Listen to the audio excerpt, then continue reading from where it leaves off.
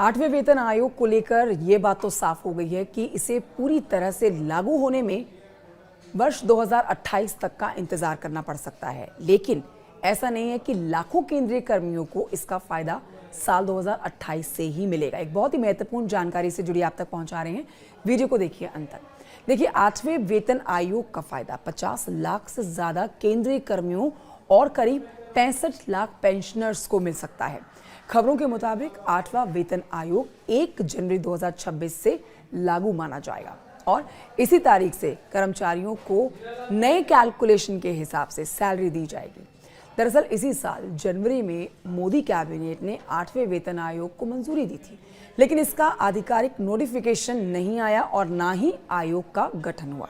बावजूद इसके बताया जा रहा है कि भले ही ये लागू बाद में हो, लेकिन सैलरी जनवरी 2026 से ही लागू हो जाएगी। आपको बता देते हैं कि किसी भी वेतन आयोग में सैलरी कैलकुलेशन के लिए फिटमेंट फैक्टर बहुत मायने रखता है। ये बेसिकली एक मल्टीप्लायर होता है जिससे किसी कर्मचारी की मौजूदा बेसिक सैलरी यानी कि कुल मूल वेतन को मल्टीप्लाई करके नई बेसिक सैलरी तय की जाती है। 6ठे वेतन आयोग में न्यूनतम बेसिक सैलरी 7,000 रुपए थी और 7वें वेतन आयोग में फिटमेंट फैक्टर 2.57 था। इस फॉर्मूले के तहत न्यूनतम बेसिक सैलरी 7,000 रुपए से बढ़कर सीधे 18,000 रुपए हो गई थी। अब देखिए, 8वें वेतन आयोग का अब तक ऑफिशियल नोटिफिकेशन नहीं आया है। इसको लेकर अब तक कई रिपोर्ट सामने आ चुकी है, जिनमें अलग अलग फिटमेंट फैक्टर्स पर चर्चा की गई है। कुछ रिपोर्ट्स में 1.92 तो कुछ में 2.86 तक के फिटमेंट फैक्टर पर चर्चा हुई है।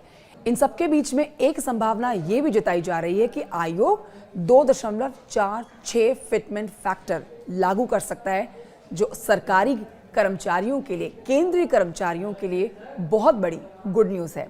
क्या कहेंगे आप इस पर? कमेंट करके जरूर बताएं।